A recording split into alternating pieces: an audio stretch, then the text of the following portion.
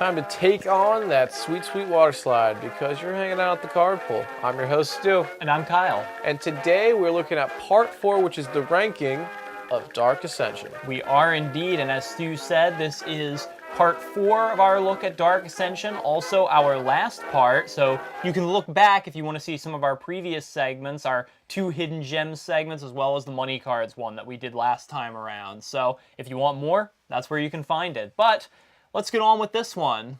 Yep, Final indeed. look here. So what we're going to do for our rank is we go through a little bit of a breakdown. So one of the first things we take a look at are the themes and mechanics that we find in this set alone, the hidden gems that we dug up on our own accord, the money cards that have stood the test of time, the lore itself that the story does, and the overall impact that this set has aspired to in Magic as itself. Yes, indeed. So, and based off of that, we go into a ranking scale. Kyle, you want to go into that? Sure can, Stu. Well, we go from the bottom up. We can start with bronze up to silver, then gold, and then for really the tippy top of all Magic sets, platinum. Tippy top. Yeah. I like that.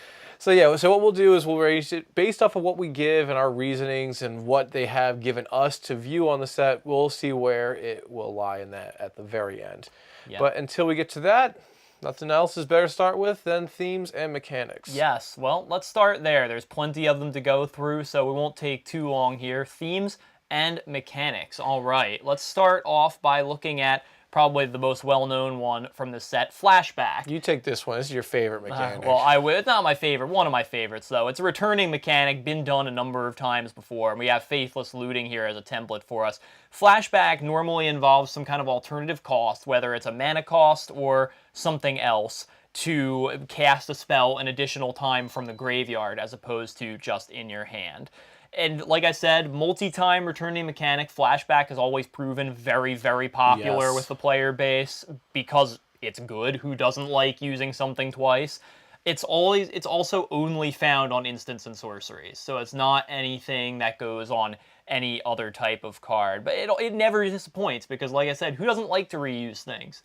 Everybody does. And once you go ahead and you pay the flashback cost, the card is then exiled. So it goes ahead and makes it so that you're doubling down on an effect, meaning that you can get it twice. So in Commander, very strong considering, for you to get another effect, you have to hope they make another card that has a very similar effect. Or if it's like, I don't know, Merciless Executioner or Flashback Marauder, those keep making those over and over again for you. So it doesn't matter if it's singleton or not. It's great, and it works great with cards that pitch from the hand or the deck. There's also plenty of combo opportunities with things like Pass and Flames and Mizzix's Mastery and all that stuff. It really is abusable, and the fact that you find it in black and blue, not black and blue, red and blue, is really something that makes it super abusable. I mean, black also is a prime house of it because it's just... You find it in all colors, but mostly those. That's where it's the most effective, and it's also where we don't want it to be because it's too effective. No, it's all good. But moving away from Flashback, we're going to go on to our next mechanic, and we'll go ahead and look at our good friend, Pureheart Wolf. Yeah, Undying, again, because who doesn't like to use things twice? Yep, indeed. This is pretty much the same exact thing. Undying, pretty much, it boils down to is if a creature dies that has this effect, it goes ahead and comes back to the field with a +1/1 counter on it.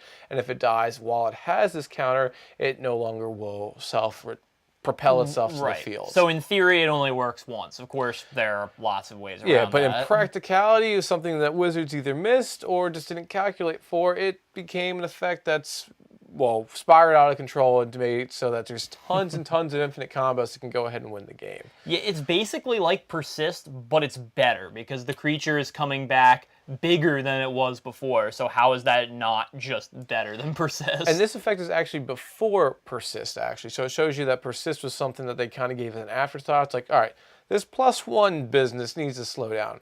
-1's where it's at. Yeah. However, they forgot that there's a rule where it's like if you have a -1 and a +1 counter, they eat each other. So you're kind of in the same scenario, but that's a topic for when we get to Shadowmoor and stuff like that. Yeah, and there's tons of ways, like we said, to reset those counters. So yeah, Undying is a great effect. It's just like Persist. It's great protection for your creatures, and it makes some cards that were good even better. So now, why not? For our next mechanic, we're going to be looking at a card called Clinging Mist. Yep. Yeah, And the this time effect around. is Yeah. going to be Fateful Hour. And Yeah. Kyle, I know you're not a fan of this Yeah. effect, but I'm going to make you read it anyways. Well, Fateful Hour is an ability that it's tacked onto cards that if you have 5 or less life, something additional happens. And you find this on creatures, on instants and sorceries. You find it all over the place in this set. But it was intended as, because Undying is the monster effect in Dark Ascension. Yeah.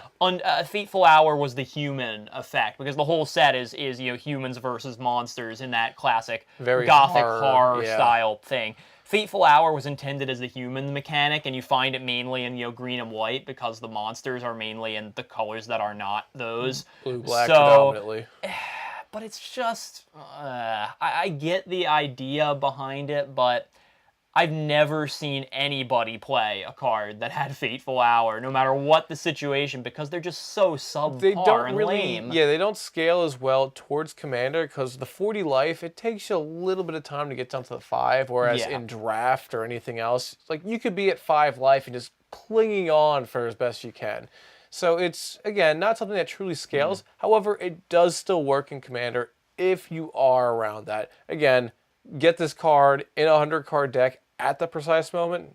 Good on you. It's literally its own magic trick, but it doesn't do enough to turn things around, at least not in the kind of games that we not play. in most of them. I'd rather card with flashback. If I truly had to, just go ahead and get something I need again. But, you know, its niche can work, We but can't all be winners, I guess.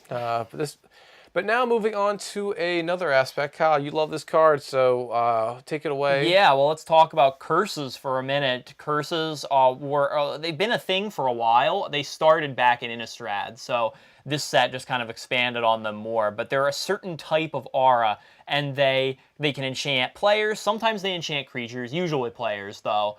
And it's just a certain type that can be searched by certain other cards. Mostly other curses find curses, so They're very limited in that scope, yeah. It is, but they're all aura enchantments. And curses are fun, and some of them are pretty good, but there's no real huge incentive to play You say a ton curses of them are fun? right now.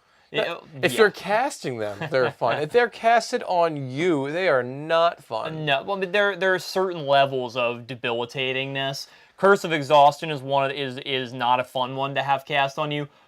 Later on, though, in the Amonkhet block, when they brought curses back, Overwhelming Splendor is just so soul-crushing. Yeah. Oh, and they even brought them back in a couple of the Commander series, too. Each color ended up getting a brand new curse. It had a lot of good flavor. Heck, there's even a creature that found curses at one point. So, yeah, there's that. And turned into one because it transformed. But anyway, curses are interesting, but there's no reason to play a ton of them right now, because there's no curse commander, there's no tribal aspect to them, and they're not really. in enough volume to truly make it its own archetype. Yeah. Most colors have 2 to 3, and you're not getting much higher than that. For 100-card decks, you need a lot more of that to make it its own thing. It makes me wonder why they even bothered making it its own thing, but I don't know. Maybe at some point in the future they have a plan for this. We'll see. They always come up with some new stuff here and there. Maybe. But now on to another mechanic. This one is a little bit more well known. It is transforming. Yes. And typically found in werewolves. We were going to look at Huntmaster of the Fells, and I'll talk about this card because I butchered it up each of the videos that I talked about it. So this would be my saving grace, hopefully. But pretty much what a werewolf transformation is typically on the human side, where it will enter the battlefield as if no cards are casted on a turn, not just your turn, a turn, this will flip over and enter as a werewolf variant. And in tandem, if so many cards are casted, and in case of werewolves, if 2 or more cards are casted in that turn, it will transform back into a human. So depending on how the gameplay is going, this card is doing a lot of flippity-floppity, and getting continual value and effects for nothing. And you don't even have to be the one to cast the spells. Right. Actually, it can be any person. One player can go ahead and cast something, another person can go ahead and destroy it. 2 spells right there, it would flip back. Now again, somebody just lays a land past his turn, it'll flip right back over. So it's not just you being like, I'm not doing anything or I have to play out stuff. It can just take its own course, which is very unique for what werewolves do. And of course, werewolves aren't the only cards that transform. The story of Transform was that The Wizards was looking for a way, because they knew werewolves was going to be one of the monster tribes Yep. of Innistrad. They wanted to convey something flavorful to werewolves, and what better than the idea of humans transforming into monsters? So they were like, what if we made cards with two sides to them, so you could turn them over? Because the transforming is that specific part of it was unique to werewolves, but really since they've elaborated and expanded upon this, really anything can make a card transform. Heck, they even made creatures that transform into planeswalkers now. And they even made like equipments that transforms into creatures. Or lands that transform into creatures, or enchantments that transform into lands. Yeah, they've gone into this mechanic, and every time they've done it, it's been fun, or it adds a new depth to the game. Yeah, it was such a massive hit when it first came out that everybody, all the players love it. So everybody always clamors for them to bring it back as much as they possibly can. Yeah, and it's fun, because you don't truly know what it is. The only thing players don't like about them is the fact that they have to physically take it out, turn it around, and put it in. If it's an expensive card, you don't want to unsleeve it. But that's why they have the tokens, which could be dummy cards. But at that point, then what's the point even having the other card? It's like a two-sided coin. You like the one half, but you hate the other with it. So it's very goofy and flavorful. Transform is a huge winner. I hope they bring it back as much as they can, because I love these cards. I really do. Yeah. But before we go on to our hidden gems, we have one last thing we got to bring up for our themes and mechanic. And this one's not as... Very, very brief. Yeah, we're not going to go into it too much, but there is as I've been saying this whole time, a heavy tribal component. Very much. In Dark Ascension and the entire Innistrad block in general. I mean, look at a card like Drogskull Captain, where it gives, a +1/+1 and some keyword to all creatures that share a type with it.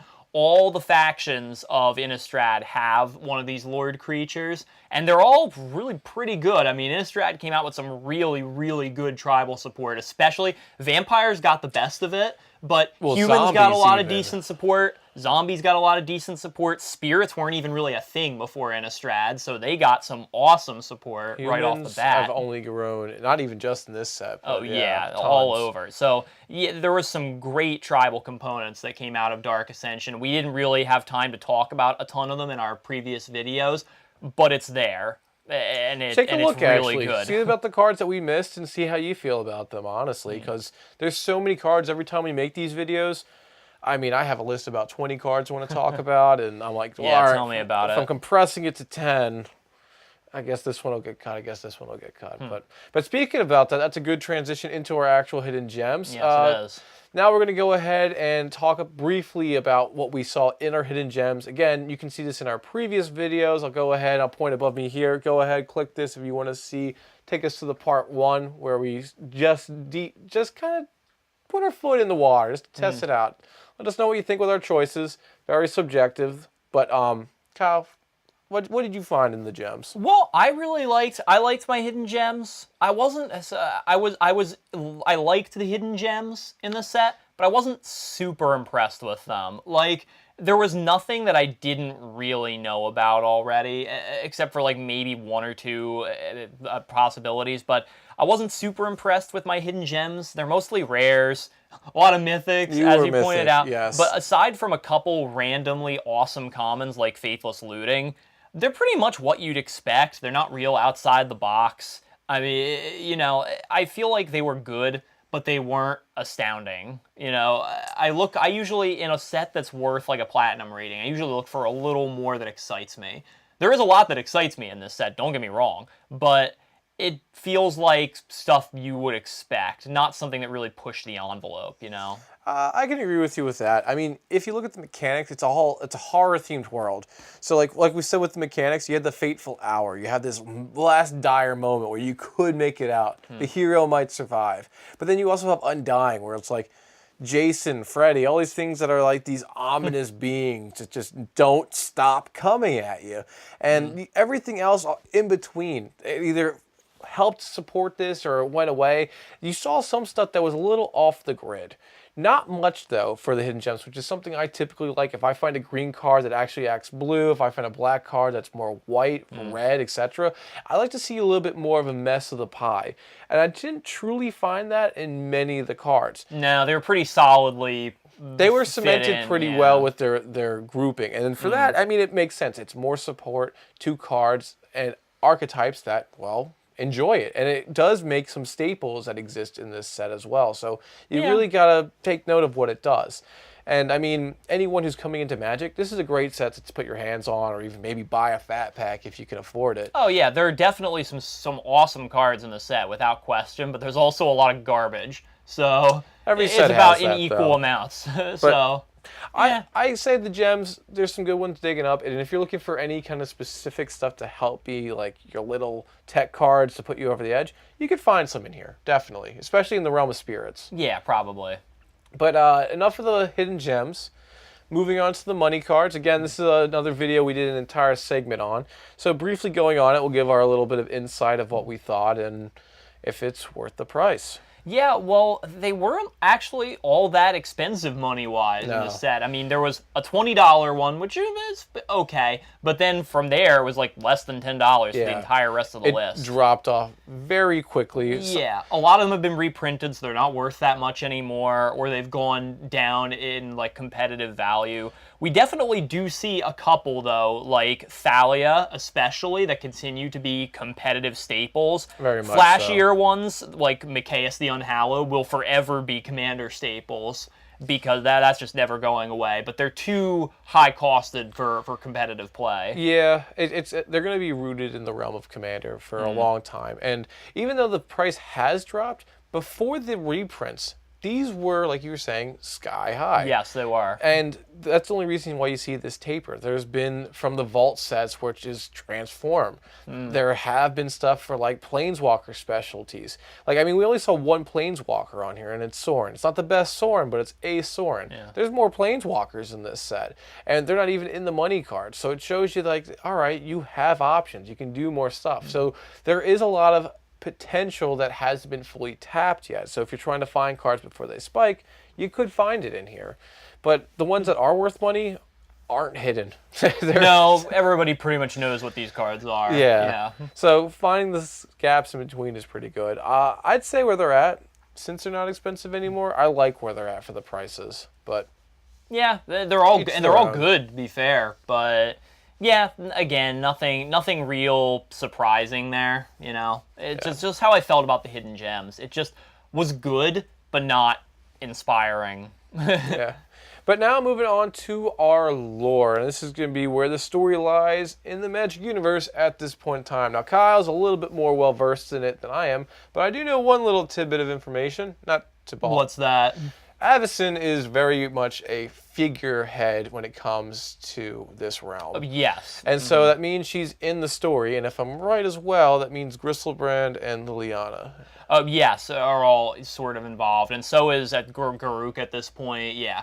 There's Good there's God, kind of, I wish Garrett comes there's back a lot soon. going. There's a lot going on, but specific to Dark Ascension, I don't really know a whole lot. But basically, the idea was Innistrad, the first set, was introducing the world and setting it all up because here's a gothic horror themed world where the protector of the world, the angel Avacyn, has kind of disappeared for a long, long time, and thus, in Dark Ascension, the forces of darkness are growing in strength and are threatening to overwhelm the humans. We see that because the monster cards in it are so much more powerful than the human cards. Yes. And have so many more advantages over them. But that's the whole point of this. And leading into the next set, Avacyn Restored, where Avacyn comes back and changes everything and the Hell fixes Vault. everything. Yeah, exactly.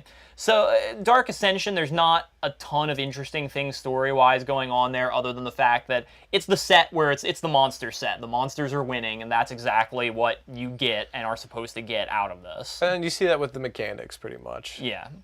So not a whole lot fun to explain there, but But if you like your super villains, like not super villains, you like your horror villains, you'll get a whole big kick out of the art, the cards, how they do it. It's just it'll totally feed to that inner black heart. Yeah. Definitely dark, that's for sure. But since the lore is light, Yeah. impact is what we got to see if that treads lightly as well. And Kyle, I'll let you be the lead of this one as well. Okay, well, there's definitely a lot of name recognition coming from this set in terms of impact. I mean, Thalia, Mikaeus, those cards, Drogskol Reaver, those cards, like, everybody knows what these cards are. And there's also some great role players, like Gravecrawler, for example, that broke a lot of rules because it was the first creature you could just cast repeatedly from your graveyard like that. But nothing that really broke the game in terms of what they could do. I mean, Undying, you could argue, because it's combined with Persist, and Mikaeus maybe because it enables infinite combos, but that's nothing that hadn't really happened before in various forms. So the impact was definitely a large impact because you see a lot of these cards still being played all over the place, but it's nothing that defines the game. It's not an era-defining thing. It's just good, you know? Yeah, I mean, I see your point for it. So where would you rate it? Well, I don't know, in terms of my rating of this set, I'm going to give it a gold. A solid gold, a very solid gold, no question, but not a platinum. It's not really close to being a platinum, in my opinion. It's just, like I said, it's not great, it's just good. It's very solid, very strong good, very 7 out of 10 good. But yeah, there's just not something that takes it over the top for me to that platinum rating. There's a lot of great stuff here, but it's not great. You know? It's not the crown. Yeah. Well, for where I feel like it ranks, it's honestly, it's kind of like it's the same thing again. It's like seeing the sequel. You see this throughout Magic. We've seen it through other sets where it's like they've just kind of gone ahead and redefined and strengthened some of the stuff that they've already had as created stuff. Yeah. So it's like the story, kind of traditional for where this whole set arc lies. For the cards, like you're saying, the mechanics aren't much different than other stuff that we've seen. No, I mean, what did they do differently from the first Innistrad set? Not a whole lot. No. Yeah. So they were kind of, they didn't push the belts. No. I mean, and even though Mikaeus is very much a broken card in Commander, that wasn't something that they had in mind because Commander was fan-made. Yeah. So this is something that is like outside of their realm. But if you take everything else that's a money card beyond Mikaeus, kind of just lackluster. And I really think I should give it a silver, but just out of respect for them just fine-tuning it, and I really do respect Wizards when they go back. It's like, all right, we did something right. We're going to do it a little bit more just so that there's enough content there for both deck building and just satisfaction. I need that some more in some other sets. I want some Scarecrows, Wizards. Come on, I need some more archetypes that haven't been touched on. I need some, mechanics that typically aren't in other colors to just kind of breach out a little bit more. But for this set, you did it well. You did it good. I'll give it a gold. Not happy with it, but I'll give it a gold. So I feel like I want to defend this a little bit because I feel like wasn't close to giving it a silver. I would absolutely just rank it gold because, like I said, there's a lot going on here. There's a lot to like, but yeah, like it just doesn't push the boundaries. It doesn't really innovate. It just adds more good where there was already good before. I'm just saying it's like chicken nuggets, all right? You always get good chicken nuggets. They're okay, they're fine. You're always like, I'm throwing this out. You'll eat it at least, right? Because it's always a good thing. It's just always fine.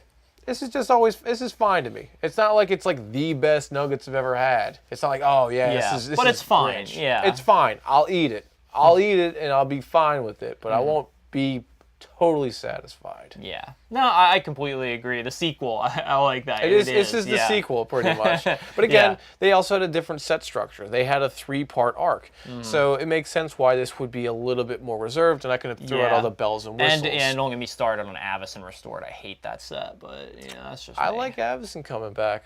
Yeah. Because then we know later what happened. Oh, right. We're not talking about it. But anyway, that is going to conclude our ranking. We both gave it golds, both for different reasons. So that is concluding our set review of Dark Ascension. And be sure to let us know in the comments down below or anywhere else on our social media what you thought. Yeah, Are did we you right? enjoy this? Did you like it? Are we wrong? Is there anything we need to change with this stuff? We would like to know all your guys' opinions and what you think. So let's do a poll. Did you like Dark Ascension as a set as its own? It'd be right above my head right now as a blip.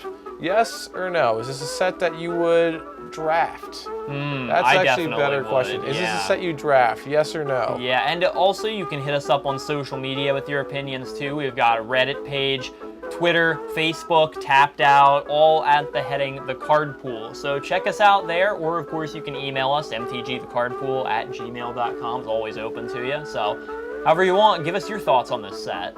We'd love to hear it. But until then, I'm Stu. And I'm Kyle. And we'll see you next time At the Card Pool.